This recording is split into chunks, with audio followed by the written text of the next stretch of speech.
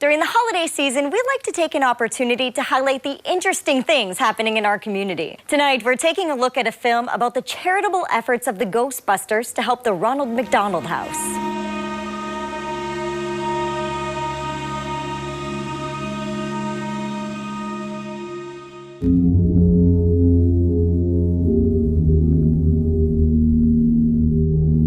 This is a story about movie fanatics, and cosplay, and toys, and parades, and Hollywood heroes, and general nerdiness. Oh, Dan Aykroyd's coming, Dan Aykroyd is coming. Yeah, I mean, you know, before our movie came out, no one knew what ectoplasm was. Now millions of people know. But at the same time, it's not really about any of that stuff. It's really about a group of friends who set out to help local families by raising money for Ronald McDonald House. So whenever we do a parade or a birthday party or anything, all that we ask for our time is just a check made out to the Ronald McDonald House. So the Ronald McDonald House, we're a caring home away from home. We support families that are going through a medical crisis with their child. It's one of those things where you don't understand, you know, the capacity of a program like that until you have to utilize it. Good to see you! I just want to take down the Stay Puft Marshmallow Man someday. I'm Keith, and I've got to be honest here, I didn't know much about Ronald McDonald House when I started making this documentary. I initially wanted to make it because I grew up loving Ghostbusters. But over the course of the production, I felt a growing connection to Ronald McDonald House. You really don't understand how many people have been affected or been impacted by these services until you delve into it. I think it's because I'm a dad, and I realize how crucial it is that services like this exist. For the Twin Ports Ghostbusters, the ties to Ronald McDonald House run deep. My cousin, who was 4 months old at the time, got leukemia, and he was like the youngest kid to ever get his own bone marrow taken out, treated, and put back in. And my aunt stayed at the Ronald McDonald House for a whole year. She was born with a birth defect, so it was months of struggle. She had to be taken to the Ronald McDonald House. Ever since kindergarten, I've just had a lot of health issues that I kind of grew up with and spent time at the Ronald McDonald House for a good couple weeks. The best part, you forget that you have all these medical tests coming up. You have the stress in your life. Like, you don't think of any of that when you're there. Once I heard that my dad joined a Ghostbuster group, I was like, I need to join it because I want to, like, help the Ronald McDonald House. This is a story about a great many things. Ecto-1s, proton packs, Stay Puft Marshmallow Men, Slimers. But to say that it's only about that stuff would be an oversimplification. You'd never expect a tentpole film to be the most personal journey I ever went through as a storyteller, but that's exactly what it was. You're the greatest storyteller I know, and I am the luckiest son on earth. As the song goes, Bustin' makes me feel good, and the Twin Ports Ghostbusters love busting ghosts more than anyone. But at the end of the day, the real reason they're doing all of this is because it's spreading joy that makes them feel good. This is a story about nerds doing good.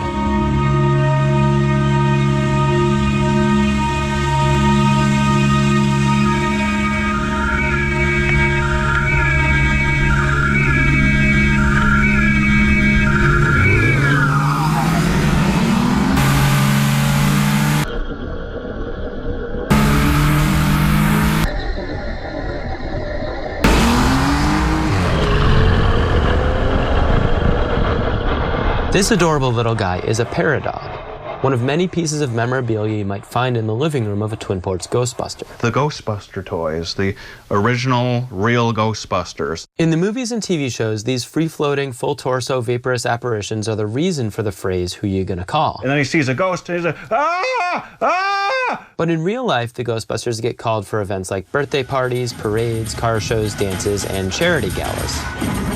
We usually get to get full access, which is pretty nice. VIP? Yeah. Nice. I got a lot of work to do here. You guys have like a green room. This is so fancy. It's not bad. We're not a charity that's like, I don't want to say not a legit charity. We're not a licensed or 501c or whatever that stuff is that you have to do. So we don't accept cash.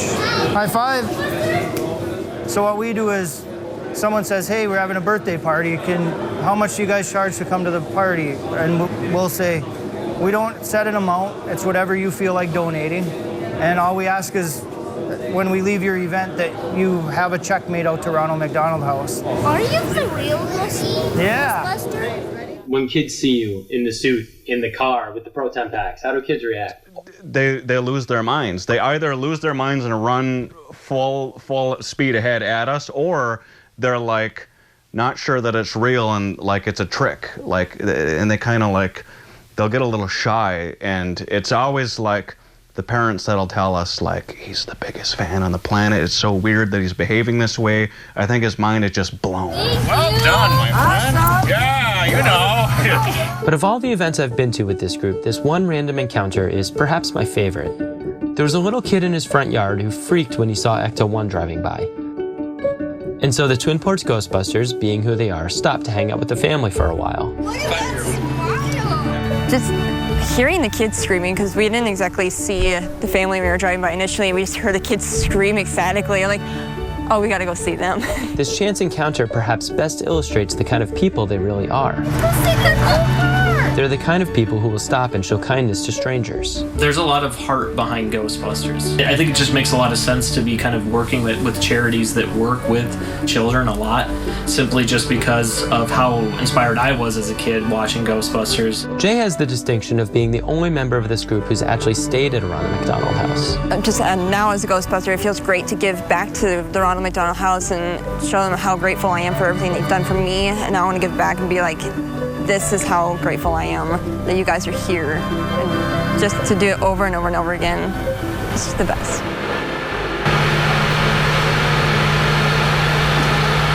Today at 5, for the first time, a Ronald McDonald House is being built here in the Northland. In Duluth, Minnesota, where the Twin Ports Ghostbusters are located, there wasn't a local Ronald McDonald House location until 2019, when construction began on the campus of the regional hospital, Essentia Health. Today, it's a fully functioning facility, and the Twin Ports Ghostbusters are able to support a charity operating in their own backyard. I work at Mintac, which is a mining operation in northern Minnesota. They were going to give 12 awards out in the amount of $5,000 each for the charity of your choice. And I was one of the recipients this year. So they wrote a check for $5,000 to Ronald McDonald House. Gotta help the king put on his robe. So I absolutely love that the Ghostbusters recognize that, hey, these kids, it's more than just the patients in the hospital, it's the families, and how can we, you know, get rid of some ghosts and like let them feel better about the space that they're in, that they're feeling confident. And I absolutely love that, because it goes to show that people can think beyond, outside of the box for how to support these families. Think about what brings you joy and then contribute that to the families, because you don't know who really is going to resonate with. When a child is sick, there's one thing they need: a really big cookie. Welcome to RMHC. And parents of sick children have tons of decisions to make. Like movie night, game night, or should we finish that book tonight? We don't perform surgeries, just talent shows. We're not big on poking sticks and beeping machines, but we're the best at playing dress up. Well, we have a few beeping machines. We think the tooth fairy should travel everywhere. And while hospitals have doctors and nurses, we have mom and dad. We don't provide treatment, but we do provide dogs. And we throw some really good parties. Because at Ronald McDonald House Charities, We are home. we help families feel at home, even when they can't be.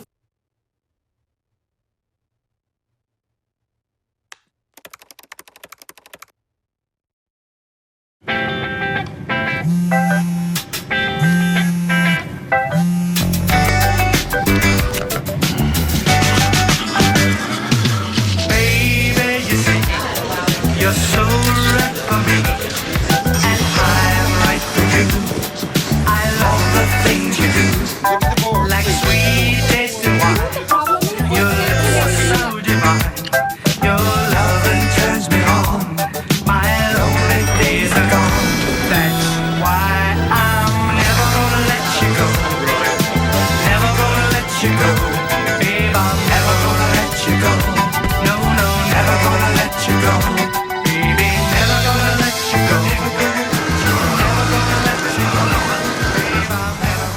Here you go.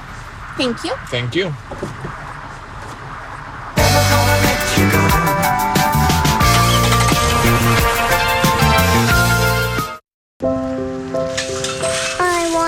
eat apples and bananas. I need to eat apples and bananas. Why can't I eat apples and bananas? Support the Feeding America nationwide network of food banks to help provide meals to those in need. Join us at feedingamerica.org.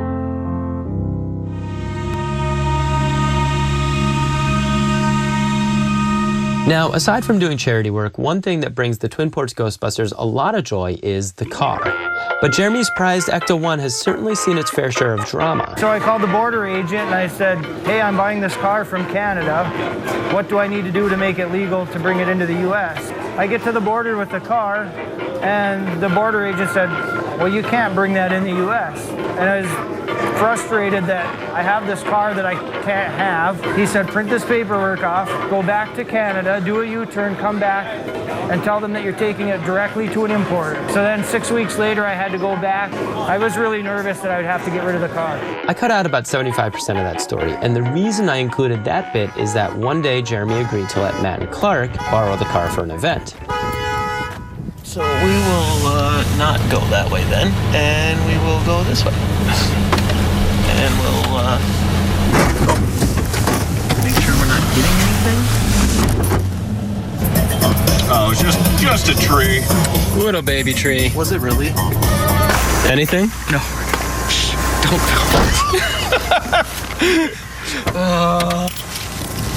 Is there a fun little... No, we good. Hey, Matt, would you imitate what Jeremy's reaction would have been if he was here to see the tree incident? He'd be like coming around the corner. Like, what? Come on, guys! You're letting you take my car one time and you're gonna go run over a tree? All right, that's it. I'm starting my own franchise.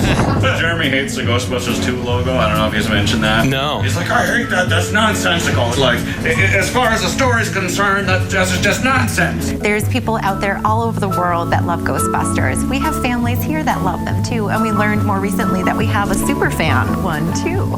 So it just goes to show, you know, spread your own joy, what makes you happy, and it's gonna make our families happy. We're so grateful that people recognize that and share that passion with us too. The superfan Tara is referring to is Jace. I met him during an interview about how his family utilizes Ronald McDonald House services. I go to the hospital, I get a medicine called IVIG, and it helps my immune system work better so then I won't get sick. Now that they have the Ronald McDonald House Northland, we're able to stay here, which is great. So we can come the night before, and it's a long day of treatment, so we're there for about 8 hours. I didn't find out until later how much he actually loves Ghostbusters. And so Jace's parents, Tara, Matt, and myself all arranged to surprise Jace with a meeting with a real-life Ghostbuster. I hear you're a big Ghostbusters fan. Whoa, that's pretty fancy. Not bad, huh? It's on safety mode right now, so we don't, neutralize any fields. That's cool. And that's it. There we go. A little trading card for you. Oh, that's so cool. Like, every dream that you want to do is, like, acquirable. Yes. You can be a Ghostbuster, you can be Batman, you can be Superman, you can be whatever you want to be. No limitations on the imagination. Hearing Matt encourage Jace to follow his dreams really struck a chord with me. Ooh, okay, where to begin? Because people always tell kids to chase their dreams. I'm wanting to put these up on the wall here. But when Matt says it, it carries real weight. Because he actually is living his childhood dream. Well, I would say to my 7-year-old self, you will be a Ghostbuster someday. And just keep holding on to that dream. Oh, this is the slime blower. I had this as a kid. Man, I never would have thought as a 7-year-old that I'd be an actual Ghostbuster. But here we are. Oh, man, I think you just made that kid's day. Wow. That was really awesome, dude. That's what it's about. That's what it's all about. I wish I had an actual Ghostbuster to look up to when I was a kid. I had to be my own Ghostbuster as a kid. I had to go and find my own stuff. Could you imagine, maybe 15 years down the road or something, you're like still doing this, and you run into a 25-year-old Ghostbuster who says, "You guys came to my 10-year-old birthday party, and now I'm a Ghostbuster because I saw you guys doing it." Like, how amazing would that be? That's what it would be all about. It would all be worth it just for that moment, really. It wasn't long after Matt's surprise meeting with Jace that Tara reached out to me and asked if I thought the Twin Ports Ghostbusters would be willing to make an appearance at a Ronald McDonald House fundraiser that she was helping put together. Waiting for Jeremy to get situated. Their answer was, of course, yes. Is it just me, or I feel like I'm in the Sedgwick Hotel right now? It is very Sedgwick-like. Yeah. You know, it just occurred to me. We haven't really tested any of this equipment. I blame myself, so do I. So do I. And I have to make sure, because I have 3 idols in the room right now, the Ghostbusters. We need to make sure we give them a round of applause because they took care of Slimer before we got here, just so everybody knows.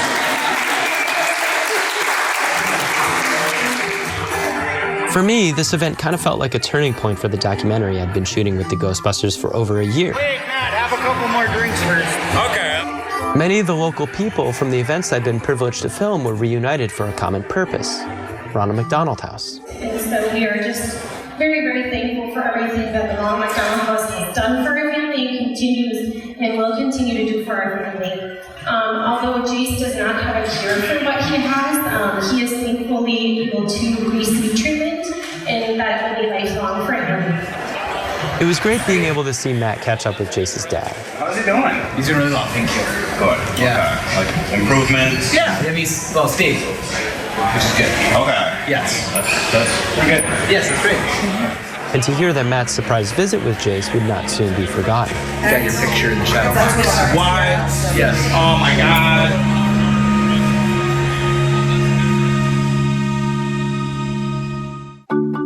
The thing that drives me every day as a dad is him. His real name is Darion, and we call him Day for short. Every day he's hungry for something, whether it's affection, attention, knowledge. And there's this huge responsibility in making sure that when he's no longer under my wing, that he's a good person. I think the advice I would give is you don't need to know all the answers.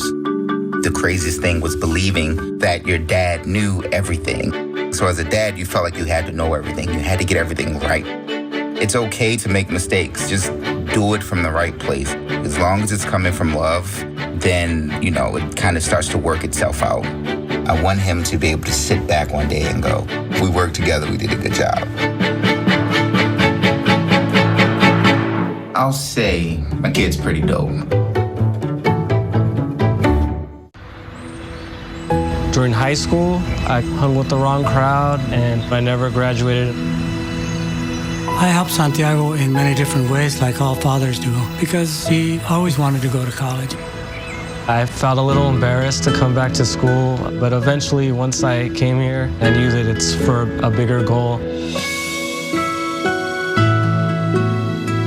He was very dedicated, hardworking. He connected with his teachers. He connected with other students. That was one of the key reasons why he was able to keep forging ahead. It was amazing to see him graduate. This was one thing that meant so much to him, and of course, it meant so much to us too. With the help of my father and having my son, that was all the motivation that I needed. That support is everything. Find free adult education classes near you at finishyourdiploma.org. My baby's back from the West Coast. Here are those pictures that you asked for your school project? First day of school, cute as a button. So long ago. Oh, here's Grandma Florence after that flood wiped out the whole neighborhood. Sometimes I just cannot believe all the storms we've gone through here. I can only hope that we'll be able to leave this house to you one day, baby. You're our legacy. Planning for these disasters will make sure we're safe, and is the best way to protect that legacy. Those beans smell heavenly. Give Mom a little credit. You know what?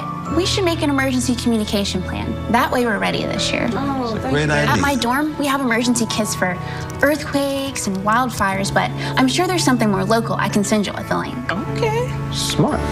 I'm coming to share with you guys. Protect your legacy. Plan for natural disasters today. Visit ready.gov/plan.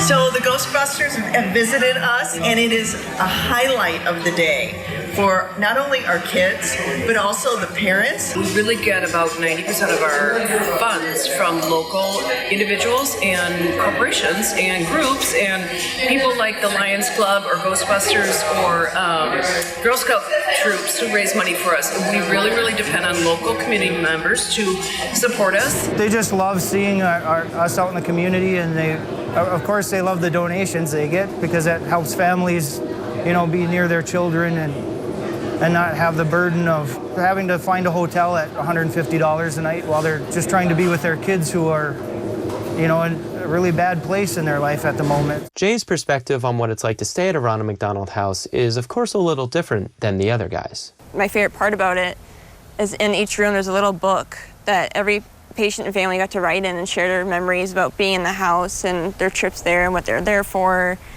And that's my favorite thing, is just going through that book and reading it, and people read. They'll leave little gift cards or coupons in there. So like, if you're there, there's an ice cream shop you should really check out down the road. And it's that connection through that journal was the best part. And does it, just like looking at your face as you tell me these stories, it's like it took this experience that might have been really, really hard and kind of turned it into a positive one? Yeah, because being at the Ronald, they make you forget the real reason you're there, and they treat you like family, and you feel like you've known them for ages.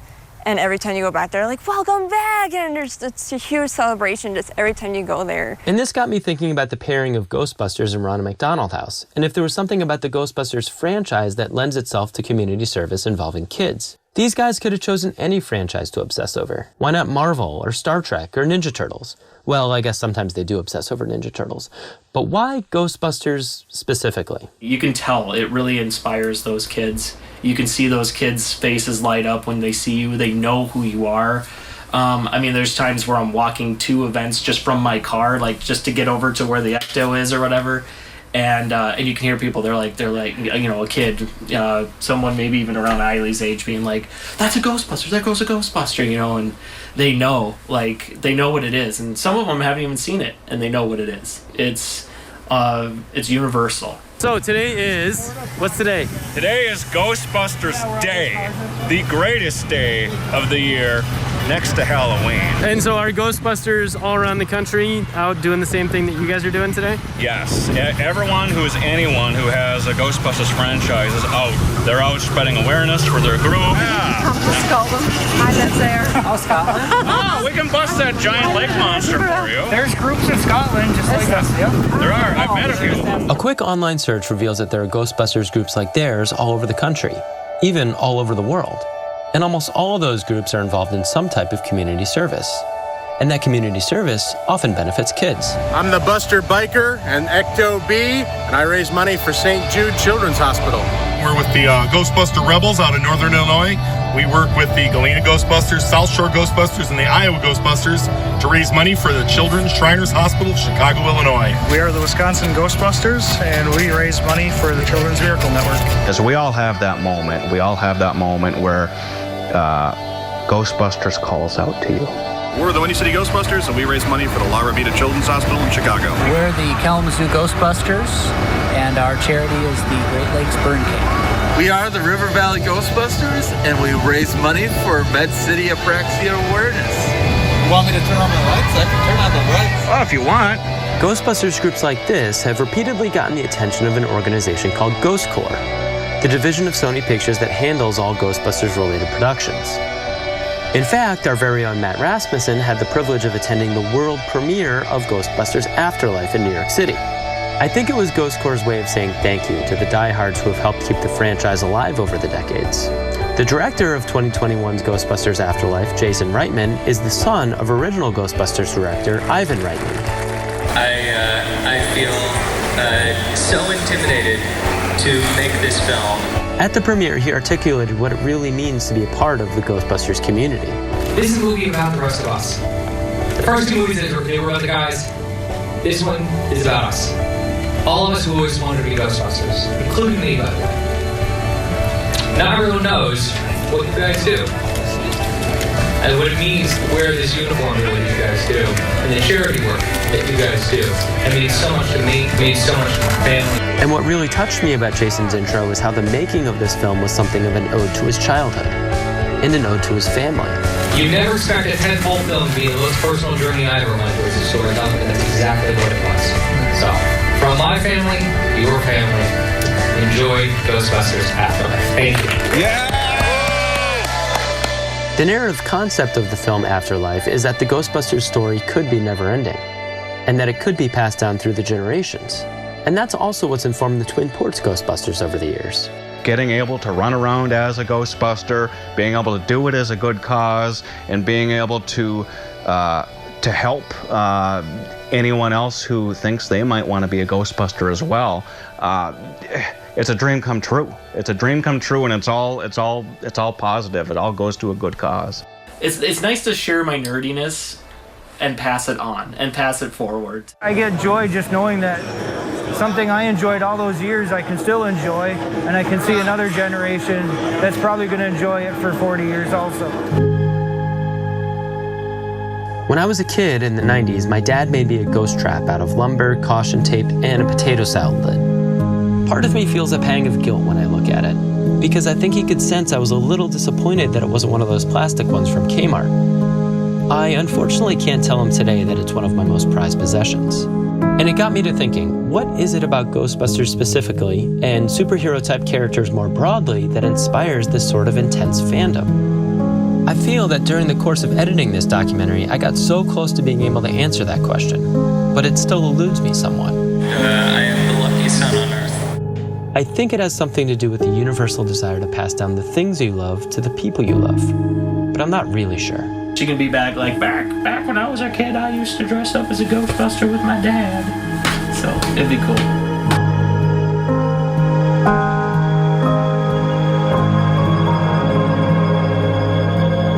We're the Windy City Ghostbusters, and we raise money for try again. We're the Windy City Ghostbusters, and we raise money for Lyra Video.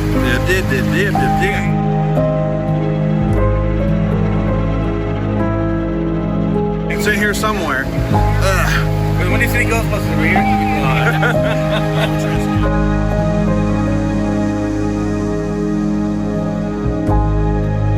Did you know my first job was at McDonald's? I did not know that. Yeah, I started when I was 15. I was like, super excited to work. And then I worked in the drive-thru. And in the drive-thru, there was the Ronald McDonald House donation bin. So if there was like extra change, I would put it in there. That's it. You're a true hero.